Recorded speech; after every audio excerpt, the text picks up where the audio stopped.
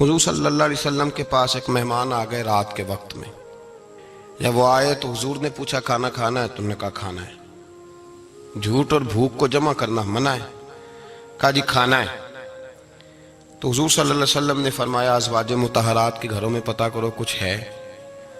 حضرت ام سلمہ کے گھر میں پتہ کیا تو کہا یا رسول اللہ 4 دن سے روٹی نہیں پکی. حضرت زینب سے پوچھا تو کہا حضور کئی دن سے چولہا ہی نہیں جلایا. حضرت عائشہ صدیقہ، حضرت میمونہ، حضرت سودا، تمام گھروں سے بظاہر یہ 2 جہاں کے شاہ ہیں پر پاس کچھ رکھتے نہیں. 2 جہاں کی نعمتیں ہیں ان کے خالی ہاتھ میں. ہر چیز ہے پر فقر اختیاری ہے. کوئی شے نہ ملی تو نبی پاک صلی اللہ علیہ وسلم نے مسجد میں اعلان کیا، فرمایا کون ہے جو میرے مہمان کو روٹی کھلائے؟ ان لفظوں کا حسن کوئی حسن والا ہی سمجھ سکتا ہے. فرمایا کون ہے جو میرے مہمان کو کھانا کھلائے؟ تو ایک صحابی لے گئے اور اٹھے وہ صحابی جو صحابہ میں غریب تھے، ایک انصاری جو غریب آدمی تھے. بہت زیادہ امیر آدمی اللہ کی راہ میں خرچ نہیں کر پاتا، اس کے لیے مشکل ہو جاتا ہے. اس کے لیے بہت امیر آدمی جو ہوتا ہے نا، وہ جتنا زیادہ امیر ہوتا ہے نا اتنی دیوار اس کے گرد کھڑی ہو جاتی ہے پیسوں کی، مشکل ہو جاتا ہے اس کے لیے. غریب آدمی کھڑے ہوئے. اگرچہ میرے محبوب کے غلاموں میں جو بڑے امیر تھے وہ بھی خرچ کرنے میں بڑے آگے تھے. حضرت عثمان غنی رضی اللہ تعالیٰ عنہ، حضرت عبد الرحمن ابن عوف، حضرت ابو بکر صدیق رضی اللہ. لیکن یہ غریب آدمی کا حضور میں لے جاؤں گا، میں لے کے جاؤں گا. اور یہ بخاری مسلم ہے. حضور نے فرمایا لے جاؤ. وہ اب صحابی گھر لے گئے اور بیوی سے مشورہ کیا. بات پہ غور کرنا، ہر چیز کی بھوک دیکھی جا سکتی ہے، بچوں کی نہیں دیکھی جا سکتی. وہ انصاری حضور کے مہمان کو گھر لے گئے، جا کے بیوی سے مشورہ کیا. کہا بھلی مانس گھر میں کچھ ہے؟ تو اس نے کہا تھوڑا سا بچوں کے لیے کھانا رکھا ہے. بچوں کے لیے. بچے تو بزدل کر دیتے ہیں، بچے تو آدمی کو بزدل کر دیتے ہیں، بچے تو مار دیتے ہیں، کلیجہ پھٹ جاتا ہے بچہ بھوکا ہو تو، نیند ہی نہیں آتی. اب صحابی اپنی بیوی سے کیا کہتے ہیں؟ کہتے ہیں بچوں کو بہلا کے سلا دے. اور رسول اللہ کے لیے نہیں، رسول اللہ کے مہمان کے لیے. بھئی نبی پاک کے لیے نہیں، حضور کے.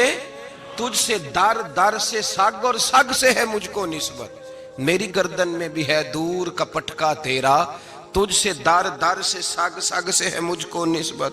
لمبی بات ہے. کہ بچوں کو سلا دو. بی بی نے بچوں کو سلا دیا تو میاں بیوی کا مشورہ ہوا کہ مہمان کے ساتھ بیٹھ کے روٹی کھانا بھی سنت ہے. تو اب مہمان کے ساتھ بیٹھ کے کھانا بھی ہے تو کھانا ہے 1-2 آدمی کا. اب خاوند اپنی بیوی کو تیار کرتا ہے کہ میں بھی کھانے پہ بیٹھ جاؤں گا، تو بھی بیٹھ جانا. اور جب مہمان کھانے میں ہاتھ ڈال لے تو اٹھنا، کہنا او ہو دیا تو صحیح کیا ہی نہیں، ابھی بجھ جائے گا. اور جا کے دیا بجھا دینا. ہم ہاتھ ہلاتے رہیں گے، مہمان روٹی کھاتا رہے گا. اور یار اس درد کو، اس کیف کو سمجھو. گھر میں بچے بھی بھوکے، بچوں کی ماں بھی بھوکی، بچوں کا باپ بھی بھوکا. دسترخوان پہ روٹی لگ گئی، روٹیاں چن ڈالیں. بی بی اٹھی کہنے لگی او ہو چراغ تو صحیح کیا ہی نہیں، یہ تو بجھ جائے گا. حوصلے مند بی بی جس نے بچے بھوکے سلا دیے. وہ بھوکے سوئے ہوئے بچوں کی بھوکی اماں اٹھی اور اپنے خاوند کی تابع داری میں اٹھی. میں گڈی تے ہتھ ڈور سجن دے، وہ جنج رکھے اونج رہنا ہے. اٹھی اور اس نے نہ دیا ٹھیک کرنے کے بہانے بجھا دیا. مہمان روٹی کھاتا رہا اور رسول اللہ کے نوکر قربانی دیتے رہے. وہ روٹی کھا کے سیر ہو کے بستر بچھایا تو سو گیا. یہ میاں بیوی ساری رات بچوں کی طرف دیکھتے رہے اور غور کرتے رہے اور راضی رہے کہ ہم نے حضور کا فریضہ نبھایا ہے. قربان جاؤں محبوب پہ، بے خبر ہو جو غلاموں سے وہ آقا کیا ہے. وہ صحابہ وہ اگر قربانیاں دیتے تھے تو جو اعزاز ملتا تھا وہ بھی بڑا شان والا ہے. صحابی کہتے ہیں میں فجر کی نماز پڑھنے مسجد آیا، پہلا قدم رکھا تو میرے کریم بولے. حضور نے فرمایا رات جو تو نے اور تیری بیوی نے عمل کیا ہے خدا کو بھی بڑا پسند آیا ہے، محمد مصطفیٰ کو بھی بڑا پسند ہے. اور پھر ایک لفظ اور ہے حدیث میں، ایک روایت میں کچھ جملے اور بھی ہیں. حضور نے فرمایا جب تو اور تیری بیوی رات مہمان کے ساتھ ایثار کر رہے تھے نا تو عرش کا مالک تمہیں مسکرا مسکرا کے دیکھ رہا تھا. رب تمہیں دیکھ کے مسکرا رہا تھا، رب تمہیں دیکھ کے مسکرا، تر دامنی پہ شیخ ہماری نہ جائیے، ہم دامن نچوڑ دیں تو فرشتے وضو کریں۔ پر میں وہ مسکرا رہا تھا کہ میرے بندے میرے رسول کی رضا کے لیے کیا کر رہے ہیں۔ اور صاحب دیکھو، نبی پاک کے لیے نہیں، خاندان کے لیے نہیں، خاندان نبوت کے لیے نہیں، حضور کے نہ سمجھیں یار، اس پہلو کو سمجھیں، نبی پاک کے بریلی کے امام بول پڑے، فرمانے لگے تجھ سے در سے سگ سے ہے مجھ کو نسبت، تجھ سے در سے سگ کتے کو کہتے ہیں فارسی میں۔ فرماتے محبوب تیرا دروازہ اور دروازے پہ کتا اور کتے کے پاس میں بیٹھا ہوں، چلو کتے کے پاس تو بیٹھا ہوں نا، میری گردن میں بھی کوئی تو پٹکا آیا ہی ہے نا، تجھ سے در سے سگ اور سگ سے ہے مجھ کو نسبت، چلو میری گردن میں بھی ہے دور کا پٹکا تیرا۔ قرآن مجید بول اٹھا، رب کریم نے فرمایا حبیب یہ تیرے غلام وہ ہیں کہ وَيُقْصِرُونَ عَلَىٰ أَنفُسِهِمْ وَلَوْ كَانَ بِهِمْ خَصَاصَةٌ، فرمایا ان کا حال یہ ہے کہ جس چیز کی شدید حاجت ہوتی ہے وہ بھی اپنے بھائیوں پہ قربان کر دیتے ہیں، وہ دے دیتے ہیں تیرے نام پہ۔ جب مکے والے مدینے آئے انصار مدینہ تو میرے مصطفیٰ کریم نے فرمایا نہ تمہاری نسلیں ایک ہیں نہ قبیلے ایک ہیں، لیکن تمہارا نبی ایک ہے، تمہارا رسول ایک، خدا ایک، کتاب ایک، تمہارا میری وجہ سے رشتہ ہے، چلو اپنے بھائیوں کے ساتھ احسار کرو، چلو احسار کرو۔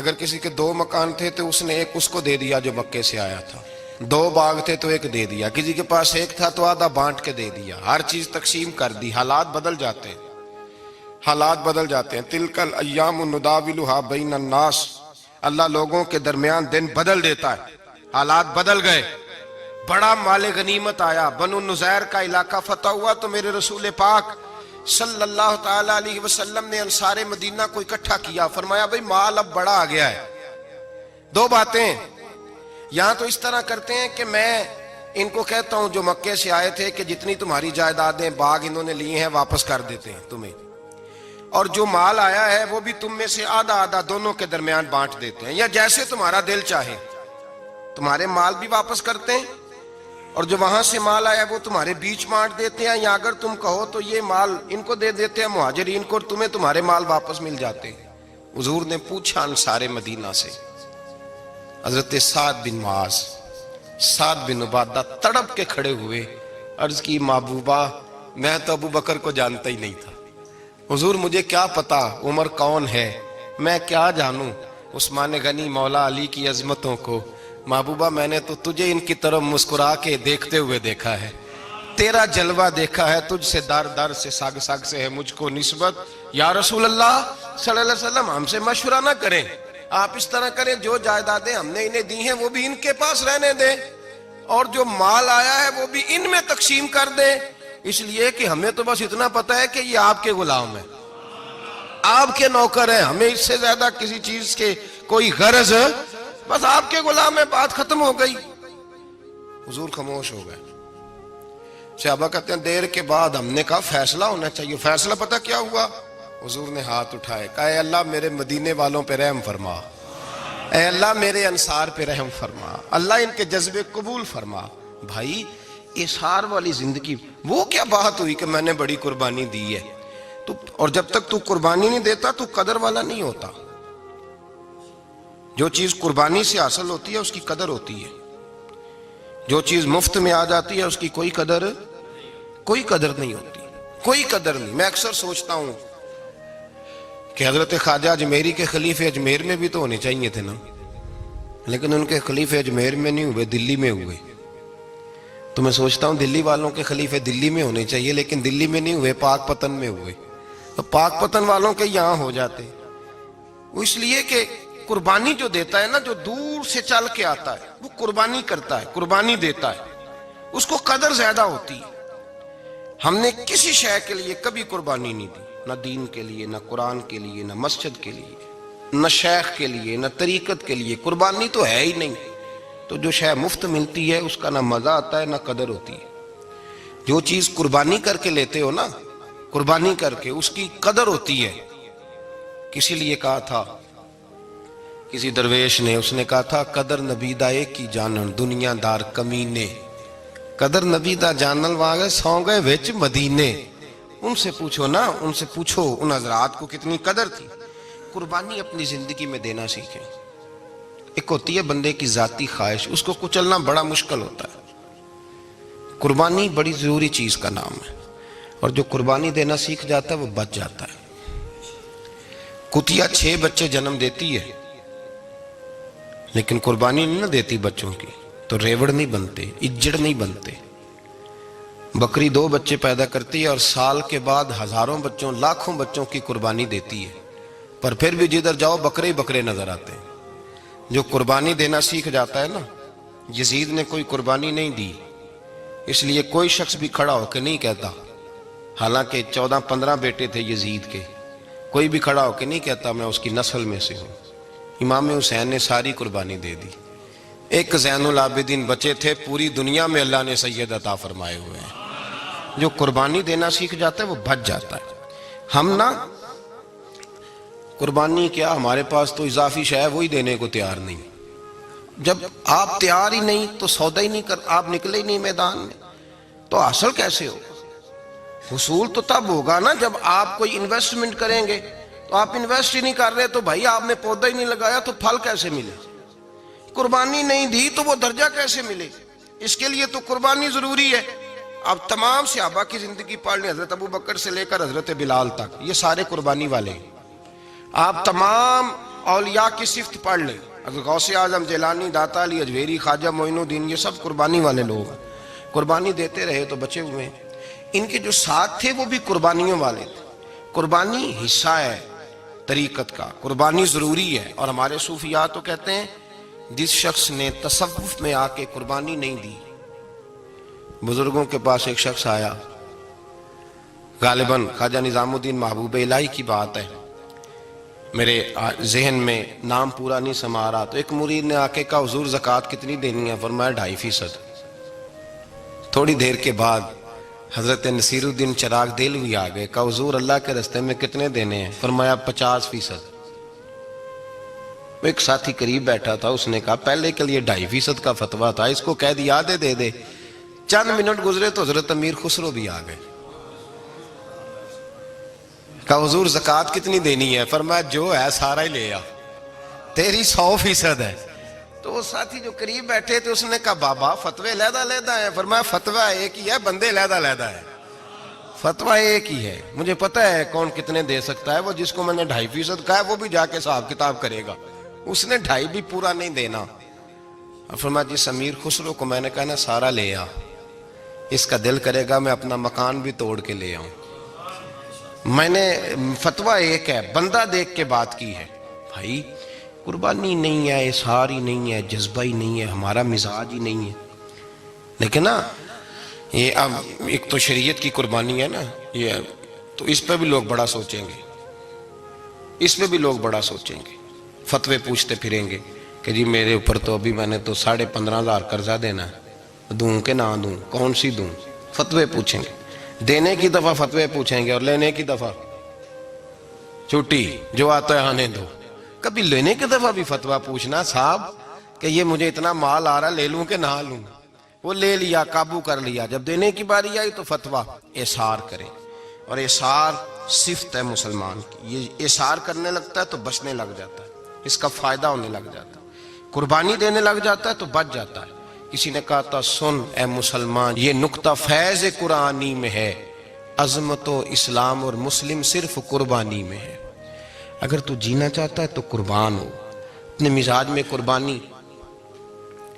اور ایک عیسائی اسکالر تھا امریکہ کا، صرف ایک حدیث پڑھ کے مسلمان ہو گیا، کلمہ ہی پڑھ گیا. حدیث کیا ہے؟ جنگ یرموک ہے. تو 7 صحابہ زخمی ہیں، چور چور زخموں سے لیٹے ہوئے، گرمی بڑی شدید ہے. العطش العطش، پیاس پیاس پیاس پکارے ایک صحابی. ایک آدمی دوڑا دوڑا آیا، پانی کا برتن ہاتھ میں ہے، اس کے منہ کے قریب پانی کیا تو قریب ایک اور زخمی نے کہا میں بھی پیاسا ہوں. زخموں سے چور چور شخص نے، میدان میں پڑے ہوئے آدمی نے کہا یار پہلے اسے پلا دو، وہ زیادہ پیاسا ہے. وہ کہتا ہے میں جب اس کے پاس گیا، اس کو پانی دینے لگا تو ایک آدمی قریب سے اور بولا یار میرے تو زبان پہ زخم ہے، دوڑ کے آؤ، بڑی پیاس ہے۔ کہتا میں نے پانی کا کٹورا اس کے قریب جو کیا تو چوتھا بول پڑا۔ اس نے کہا ادھر لے جاؤ یار، میرا گزارا ہو جائے گا، کام چل جائے گا۔ وہ کہتا پانچواں بول پڑا تو چوتھے نے انکار کر دیا، میں نہیں پیوں گا، پہلے اس کے پاس لے جاؤ۔ کہتا حد ہو گئی۔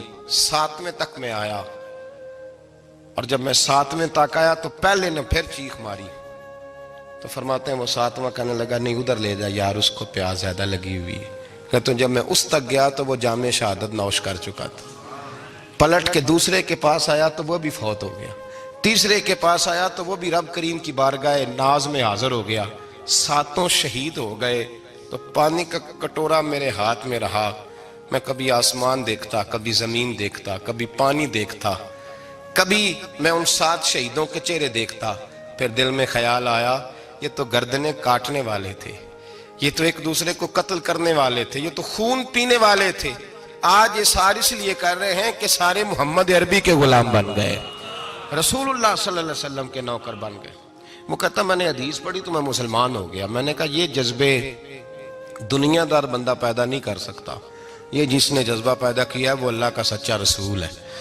میرے بھائی اظہار کا مزاج پیدا کریں۔ قربانی تو نہیں رہی معاشرے میں، اظہار ہی تو نہیں ہے۔ ہم روایتیں پڑھتے ہیں، سنتے ہیں، لیکن آپ یقین کریں پنکھے کے نیچے مسجد میں کوئی دوسرے کو جگہ دینے کو تیار نہیں۔ پھر پنکھا ہے نا چل رہا ہے تو کوشش ہے کہ مجھے عین اس جگہ ملے جہاں پنکھا چل رہا ہے۔ اتنا بھی اظہار کرنے کو لوگ تیار نہیں، اتنا بھی۔ اور درجے بڑے بڑے لینے چاہتے ہیں، بڑے بڑے درجے۔ وہ ہمارے پاس لوگ آتے ہیں، 2-4 لفظ لکھے ہوتے ہیں نا نام کے ساتھ، کوئی علامہ لکھ دیتا ہے، کوئی پیر صاحب لکھ دیتا ہے، تو لوگ بڑی باتیں پوچھ لیتے ہیں۔ کئی دفعہ آ کے پوچھتے ہیں میرا زیارت کرنے کو دل کرتا ہے۔ میں کہتا ہوں یار تو نے آخری سیڑھی پہ پیر رکھ دیا ہے، بالکل آخری پہ۔ دل تو تیرا جس چیز کو کرے گا تو وہ کرنے لگ جائے گا۔ پہلے شروع تو حضرت جنید بغدادی رحمت اللہ تعالی علیہ، وہ دریا کنارے کھڑے تھے تو آپ دریا کے اندر پیر رکھا آگے جانے کے لیے۔ یہ اعلیٰ حضرت نے لکھا ہے واقعہ ملفوظات شریف میں۔ دریا پار کرنے کے لیے پیر رکھا تو ایک شخص کہنے لگا حضور مجھے بھی ساتھ لے لیں۔ آپ نے فرمایا میں دریا پار کروں گا تو اس طرح کرنا، میرا کرتا پکڑ لے اور یا جنید یا جنید کہنا شروع کر دے۔ یا جنید یا جنید، اس پہ فتویٰ بھی لگ جاتا ہے، پر کیا کرے، اب مسئلہ تو صحیح ہے نا۔ تو پیر میرا پیچھے سے کرتا پکڑ لے اور یا جنید کہہ، وہ کہتا ہے پیر رکھا نا حضرت نے پانی میں تو میں بھی پیچھے۔ تو حضرت جنید بغدادی کیا کہتے ہیں یا رحمان یا اللہ، یا رحمان یا اللہ، وہ خود یہ پڑھ رہے ہیں اور مجھے لگایا یا جنید پہ۔ کہتے ہیں دریا میں وہ بھی چلنے لگے تو میں بھی، یوں لگا جیسے پکے فرش پہ چل رہے ہیں۔ کہتے ہیں تھوڑا سا گزرا تو میں نے کہا بابا خود یا رحمان یا اللہ کہہ رہا ہے اور مجھے یا جنید پہ لگایا ہوا ہے، تو چلو میں بھی یا رحمان یا اللہ پڑھتا ہوں۔ کہتے ہیں میں نے یا رحمان یا اللہ کہا تو میں ڈوبنے لگ گیا، دریا میں ڈوبنے لگا۔ تو حضرت فرمانے لگے تجھے کہا نا یا جنید کہہ، کہتے پھر یا جنید کا تو پھر اوپر آ گیا۔ تھوڑا اور جا کے اب شیطان باز تو آتا نہیں، الذی یوسوس فی صدور الناس، یہ جاتا تو دل تک ہے نا، باز تو آتا نہیں۔ دن میں 36 دفعہ تو مشورہ دیتا ہے کہ سیدھی نماز پڑھو، یہ کس چکر میں لگ گئے، روز تو تقریر کرتا ہے۔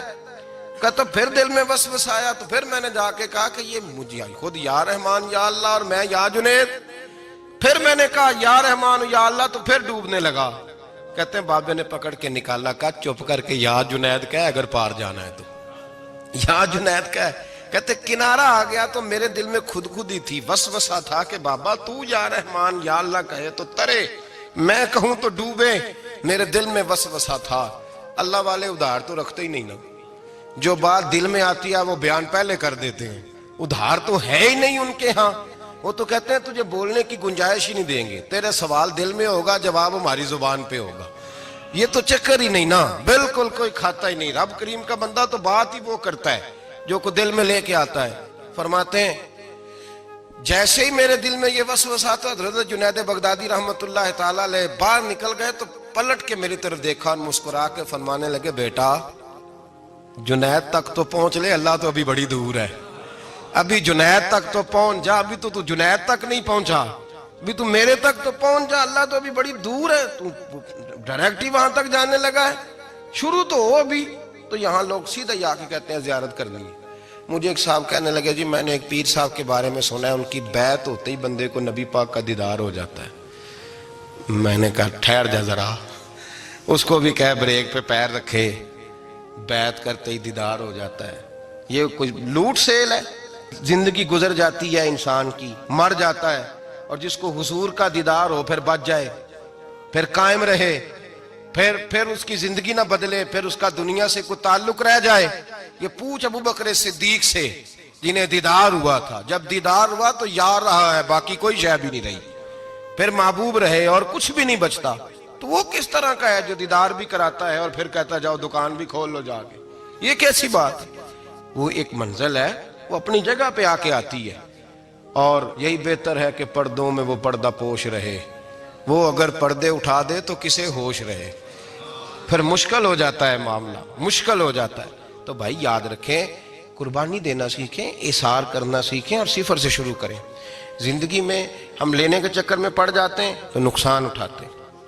عقل کے گھوڑے کم دوڑائیں، محبت کے ساتھ عمل زیادہ کریں، دماغ کا استعمال کم کریں اور عمل زیادہ کریں، زیادہ عمل کریں، ورنہ شیطان تو نماز بھی نہیں پڑھنے دے گا۔ وہ تو کہے گا کہ جناب چلو ٹھیک ہے اللہ نے معافی کر دینا ہے نا، وہ تو کچھ بھی نہیں کرنے دے گا۔ دماغ کا استعمال کم کریں اور عمل زیادہ کریں، جد و جہد زیادہ کریں، اظہار کریں، قربانی کریں، اپنی زندگی میں کریں، کسی کے لیے کچھ اظہار کریں، کسی کو کچھ دیں۔ یہ جو ہم اولاد کے لیے قربانی دیتے ہیں نا، تو یہ قربانی نہیں ہوتی، یہ لالچ ہوتا ہے، یہ سودا ہے۔ پتہ ہے آپ کو یہ سودا ہے؟ ہم بچپن میں ان کی خدمت کریں گے، یہ بڑھاپے میں ہماری خدمت کریں گے، تو یہ تو تجارت ہے، یہ کوئی اصول نہیں۔ میرے بچے بڑے ہو گئے تو مجھے خیر صلی اللہ، یہ تجارت ہے بھائی، یہ تجارت ہے، یہ قربانی نہیں، تو تجارت ہے۔ یہ آپ جو کر رہے ہیں یہ تو کمیٹی ڈال رہے ہیں آپ، اور چونکہ نیت یہ ہوتی ہے خدمت کی، تو پھر نصیب والوں کو خدمت ملتی ہے، قسمت والوں کو ملتی ہے۔ ورنہ بچے کہتے ہیں ابا جی ٹھیک ہے آپ نے ہماری خدمت کی تو سارے کرتے ہیں، آپ نے کوئی نوکی تھوڑی کی ہے، چھٹی آپ وہاں بیٹھیں، چائے ملے گی وقت پہ پہنچے گی، لیکن آپ مداخلت نہ کریں کسی چیز کے اندر، تجارت نہ کریں، اظہار کریں، قربانی کریں۔ ہمارے صوفیاء یہ کہتے ہیں اولاد سے بھی توقع نہ کرو خدمت کی، نہ توقع کرو، بس یہ کہو کہ میرا رب مجھے بڑھاپے۔ دیکھیں نا نبی پاک صلی اللہ علیہ وسلم نے دعا مانگی، اے اللہ ارذل العمر ہونے سے بچا، عمر کے اس حصے سے بچا جس میں دوسروں پر انسان بوجھ بن جاتا ہے، دعا مانگ۔ تو یہ لالچ بھی نہ کبھی زندگی میں رکھیں کہ میری فلاں آدمی خدمت کرے گا، یہ لالچ بھی برا ہے، اس پر بھی توجہ نہ کریں۔ اپنی دنیا آپ پیدا کر اگر زندوں میں ہے، سر آدم ہے، ضمیر کن فکاں ہے زندگی، یاد رکھیں۔ ہوش آنے سے لے کر اپنا یہ ذہن بنا لیں کہ میں آج سے اپنے آپ کو خود چلاؤں گا، میں سایہ دوں گا، بھکاری مان کے کبھی کسی سے سہارا مانگوں گا نہیں، سہارا دیں، کسی کے لیے قربانی دیں، اظہار کریں، جد و جہد کریں۔ جو چیز آپ کے بس میں ہے وہ تو ہے، جو بس میں نہیں اس میں بھی کوشش کرنے کی آپ کوشش کریں، تگ و دو کریں۔ قربانی سے انسان سنور جاتا ہے، بن جاتا ہے۔ اللہ تبارک و تعالی ہمیں سنورنے اور بن جانے کی توفیق عطا فرمائے۔